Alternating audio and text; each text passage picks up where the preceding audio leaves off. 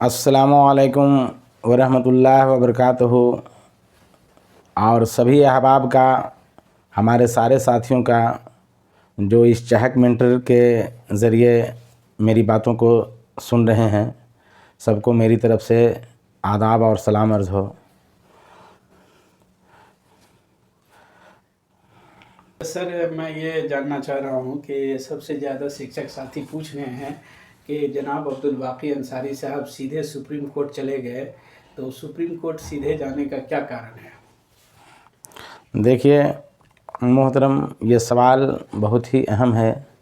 ग़ालिबन हम इसातिज़ा में बहुत किस्म की कन्फ्यूज़न पैदा है और एक पूरा सिंडिकेट काम कर रहा है कि इस मामले को ज़्यादा से ज़्यादा तूल दिया जाए। और एक मक़ूला जो मैं बार बार बोलता हूँ कि लोग आपदा को अवसर में बदलना चाहते हैं। हमारे मामले में एकदम सीधा सुप्रीम कोर्ट ही क्यों? इसका जवाब 4 लाइन में सुना जाए। पहला लाइन ये है कि हम लोगों को जो ट्रेनिंग कराया गया है वो ट्रेनिंग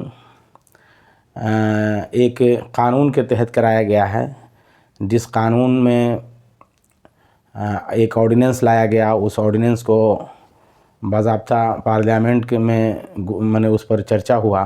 उसके बाद कानून का एक शक्ल इख्तियार किया। उसके बाद आरटी को मिला, आरटी के साथ एमएचआरडी को आया और एमएचआरडी के साथ एनसीटी को आया। एनसीटी ने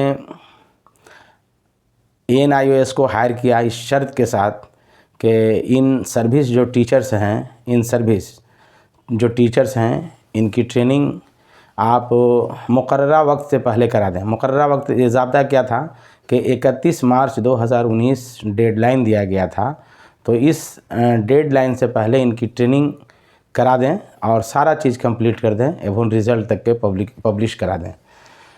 एनआईओएस ने अपने मुकर्ररा वक्त पर सारे शेड्यूल को वक्त पर किया और हम लोग सारा जो कारकर्दगी किए, सारे जो हम लोगों का प्रोसेस कराया गया स्कूल के साथ ही। आपको याद होगा कि शनिचर के बाद इतवार जो छुट्टियों का दिन होता था या आम दिनों में जो छुट्टियों का दिन होता था, उसमें भी हम लोग ट्रेनिंग, छुट्टियों के दिन में भी हम लोगों ने क्लास किया। सब चीज़ शेड्यूल के मुताबिक चला। एनआईओएस ने भी अपने शेड्यूल के मुताबिक इसका इम्तिहान की तारीख़ का ऐलान फरवरी 14 और 15 को किया था। पूरे हिंदुस्तान में बिहार ही एक ऐसा स्टेट था जिसने एनआईओएस को ये हिदायत दिया कि भाई आप इस इम्तिहान को 1 महीना के लिए एक्सटेंड कर दें। 15 और 16 तारीख को इम्तिहान कराने का इनका एक पॉलिसी था और ये पॉलिसी उसी वक्त से चल रहा था कि इन टीचरों को हमारे चक्रव्यूह में फंसाना है। तो सुप्रीम कोर्ट ही क्यों, इस सवाल को इस लाइन से समझा जाए कि जब हमारी सारी process according to government of India हुआ, हमारा सारा प्रोसेस अकॉर्डिंग टू ऑर्डिनेंस हुआ, हमारा सारा प्रोसेस अकॉर्डिंग टू पार्लियामेंट हुआ, हमारा सारा प्रोसेस अकॉर्डिंग टू आरटी हुआ, हमारा सारा प्रोसेस अकॉर्डिंग टू एमएचआरडी हुआ, हमारा सारा प्रोसेस अकॉर्डिंग टू एनसीटी हुआ। ये सारे लोग मरकज़ी हुकूमत के, सेंट्रल गवर्नमेंट से ये डायरेक्ट होते हैं, सेंट्रल गवर्नमेंट से। तो हमारा मामला तो मैं जहाँ तक समझता हूँ कि अब रियासती नहीं है, ये सारा मामला सेंट्रलाइज्ड है। ठीक है, तो हम तो सुप्रीम कोर्ट में इस अर्ज़ी के साथ आए हैं कि भाई सारा प्रोसेस जब हम आपके अकॉर्डिंग किए तो हम डेडलाइन से बाहर कैसे चले गए? आपका जो डेडलाइन था 31 मार्च 2019, इससे हम बाहर कैसे चले गए? तो हमारा मामला सेंट्रलाइज्ड है।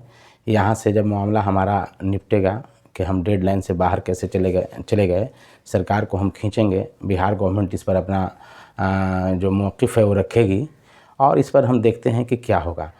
ये तीसरी बात। चौथी बात ये है सर, जो सबसे अहम है।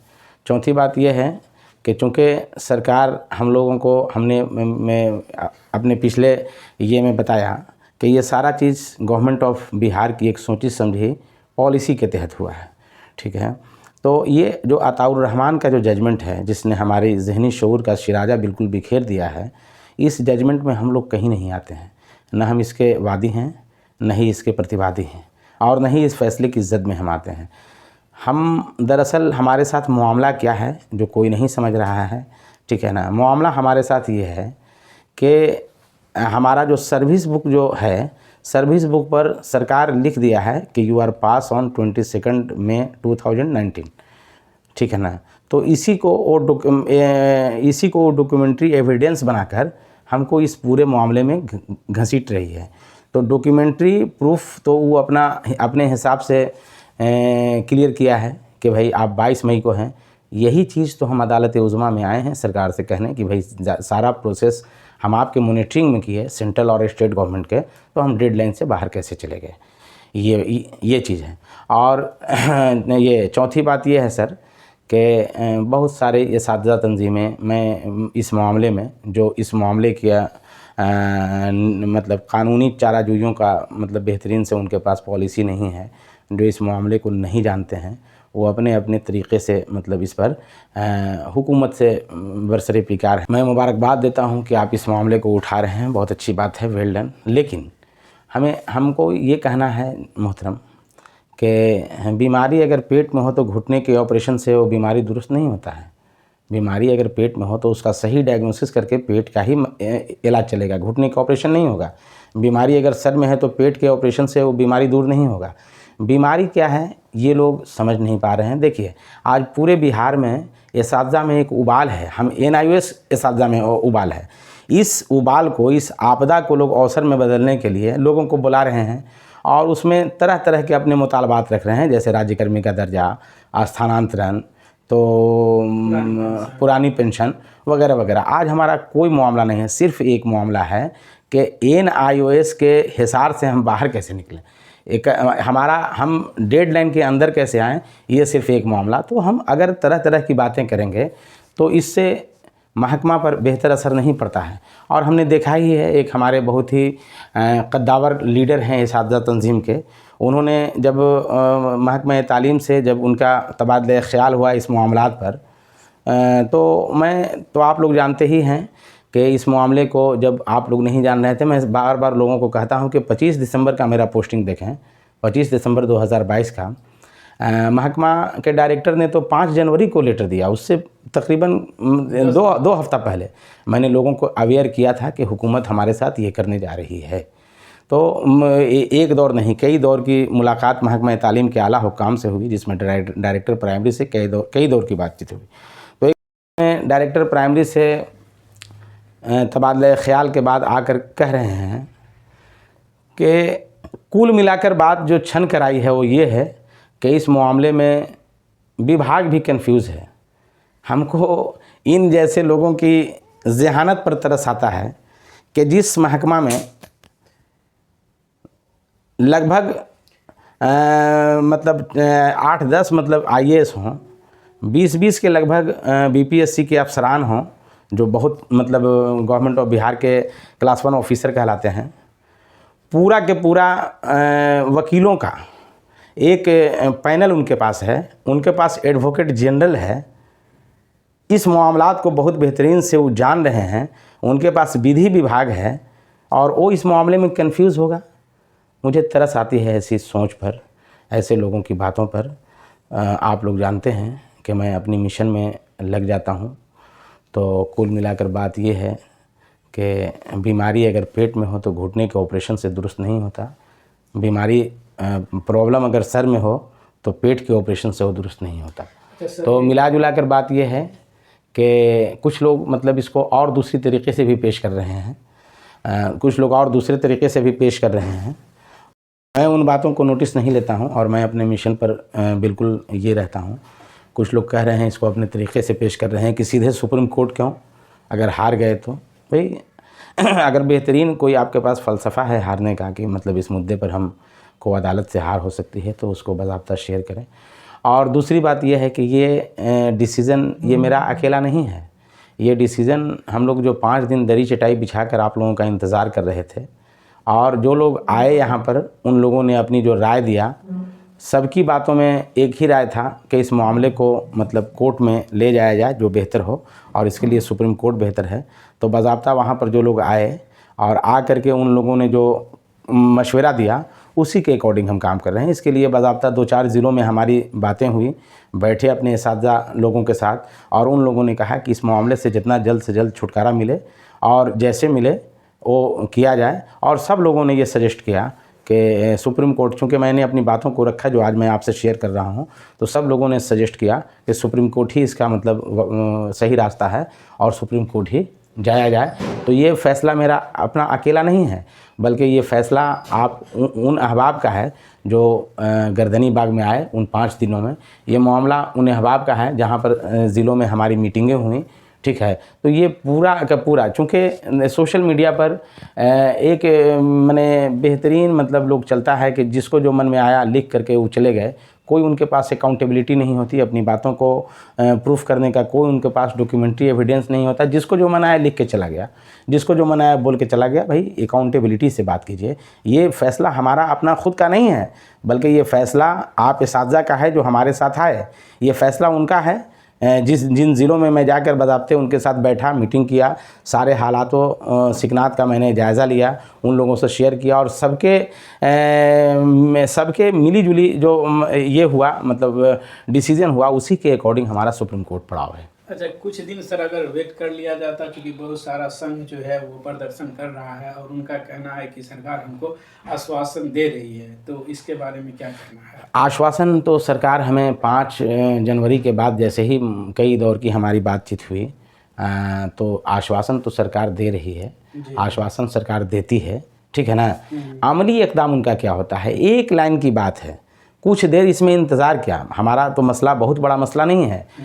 जो लोग अकॉर्डिंग टू इन सारी मराहिल जो मैंने ऊपर तज़किरा किया, अकॉर्डिंग टू ऑर्डिनेंस और अकॉर्डिंग टू मतलब आरटीई के ये आते हैं, अकॉर्डिंग टू NIOS हैं, इनका बाउंड्री लाइन के अंदर आप ले आइए। 1 मिनट का आपका काम है। आप एक लेटर बनाइए, अगर नीयत आपकी साफ़ है तो आप एक लेटर बनाइए, और जैसे ही वो मामला अपना वहाँ से मतलब हुकूमत कर देती है, फिर हमारे यहाँ आने का कोई मतलब रह नहीं जाता है। तो आश्वासन का दौर मैं 25 दिसंबर से ही देख रहा हूँ। कई दौर की हमारी बातें हुई हैं। वेट करने का मतलब तो बहुत देर हो चुका होगा। आपने देखा कि 15 और 16 और 17 मार्च को बहुत ही बेहतरीन से लोगों ने एजिटेशन किया, मुज़ाहरा एहतजाज किया। कई दौर की उन लोगों की बातें हुई महकमा तालीम के आला हुकाम से। बावजूद इसके सिवान का आप पता करने कि सिवान में NIOS के लोगों को पूरी तरह से मतलब एरियर को रोक दिया गया। तो रुकने के लिए कहना है ना, इन चीज़ों को मैं जानता हूँ कि कहाँ पर रुकना है, कहाँ पर चलना है, कहाँ पर ऑफेंस करना है, कहाँ पर डिफेंस करना है। रुकने का कोई तो सवाल पैदा नहीं होता है, चूँकि जिन लोगों ने मुझे यहाँ पर भेजा है, जो लोग कह रहे हैं, ये वो लोग कह रहे हैं जो जिनका बराह रास्त हमसे रब्ता नहीं है। तो जो लोग हमको मतलब इसके पास भेजे हैं, जिन लोगों का ये है, वो लोग तो कह रहे हैं कि भाई जितनी जल्दी से जल्दी हो सके, चूँकि आप महसूस करें कि जिनका तनख्वाह की अदायगी हो चुकी, जिनका एरियर मिल गया, वो तो बड़ी आराम से हैं। लेकिन उन अहबाब का आप ज़रा सा एहसास करें कि जिनको एरियर आकर नहीं मिला हो, उसी स्कूल में उसी ये में दूसरे लोगों को मिल गया, जिनको नहीं मिला हो, उनका किस तरह का मतलब दिल जो है कितना रो रहा होगा, ये कैसा एहसास हुआ होगा, इसका ज़रा सा आप तसव्वुर कर लें, थोड़ा कल्पना करें इस बात को कि जिन साथियों को नहीं मिला एरियर आने के बावजूद भी वो कैसा महसूस कर रहे होंगे। हर ज़िला अपने अपने सहूलत के अकॉर्डिंग लेटर निकाल रहा है। पहले तो ज़िला से निकलता था, अब तो बज़ाब्ते BO लोगों ने भी बिल्कुल दबाव बनाना शुरू किया है कि जल्दी से जल्दी दिया जाए। तो अब इंतज़ार किस बात की। एजिटेशन करके हम लोगों ने देख लिया, कई दौर की बातें करके देख लिया। इसमें बहुत सारे हमारे वैसे अभी एसातिज़ा तंजीमों के मठाधीस हैं जिनका बराह रास्त ताल्लुक़ सियासी और हिज़्बी इख्तिलाफ़ की जमातों से भी है, ठीक है ना। तो वो लोग मतलब हम लोगों के मामले में एक साफ़ शफ़ाफ़ लेटर निकाल दें, कोई मामला सुप्रीम कोर्ट का नहीं बनेगा, कोई मामला एजिटेशन का नहीं बनेगा, कोई मामला हमारी सरदमोरी का नहीं बनेगा। आपका ये कहना है कि अगर जो है शिक्षा विभाग एक लेटर दे देता है कि आप लोगों की जो है प्रशिक्षण तिथि 31/3/19 से माना जाएगा, तो आप वहीं से ब्रेक कर देंगे? बिल्कुल, और यही हमारा मुतालबा भी है। चूँकि 4 साल में जब हुकूमत कह रही है कि भाई आपको रीअपॉइंटेड करेंगे, आपको नौनियुक्त किया जाएगा, पुराने जितने भी हमारा सर्विस है उसका किसी भी प्रयोजन में हम कहीं पर इस्तेमाल नहीं कर सकेंगे, सारी हमारी सर्विस का मतलब जो एक्सपीरियंस है वो ख़त्म हो चुका होगा, इससे बड़ी जगह घंसाई हमारी हो सकती है। तो हमारा मतलब एक क्लियरली, चूँकि ये नौकरी बहुत दिनों तक करनी है, हम लोग तो बहुत जल्दी आए हैं और बहुत जल्दी चले जाएंगे, लेकिन इसमें हमारे वैसे नौजवान साथी भी हैं जो 2055 के बाद भी रिटायर करेंगे। 2055 आप देख लीजिए, एक बहुत लंबा वक्त है। 4 सालों में जब हुकूमत हमको यहाँ पर ले आई, तो आगे चल के सरकार हमारे साथ क्या करेगी इस बात का कोई अंदाज़ा नहीं है मोहतरम। और सबसे बड़ी बात यह है कि वो आगे चल के सरकार नई तालीमी पॉलिसी लागू हो चुका है ना। सरकार कहेगी कि भाई 31 मार्च के बाद मतलब आप लोगों को नहीं रखना था, है ना, इस तरह का कानून था। तो आगे चल के क्या करेगा, मैं उस दिन को सोच कर ही अंदर से सिहर जाता हूँ। तो एक लेटर एकदम साफ तरीके से जिन लोगों ने NIOS से ट्रेनिंग किया है, इनका सर्विस बुक पर दोबारा फिक्सेशन करे और 31 मार्च 2019 से हमको ये तारीख़ को दर्ज कर दे। हमारा कोई मामला नहीं है, चूँकि यानी सर कोई भी जो शिक्षक हैं जो NIOS से पास हैं उनको ज़रा भी परेशान नहीं होना है, यानी आप जो भी इक़दाम कर रहे हैं वो उनके हक़ में अच्छा कर रहे हैं।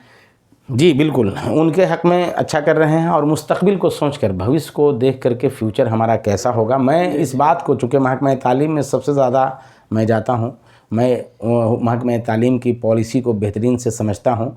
मुस्तक़बिल बईद में हमें फ्यूचर में किसी किस्म की कोई परेशानी नहीं हो और हम बिल्कुल महफूज हों, ये सोचकर मैं ये काम कर रहा हूँ। बहुत बहुत शुक्रिया सर। जी, आपको भी बहुत बहुत शुक्रिया और सारे अहबाब को बहुत बहुत शुक्रिया।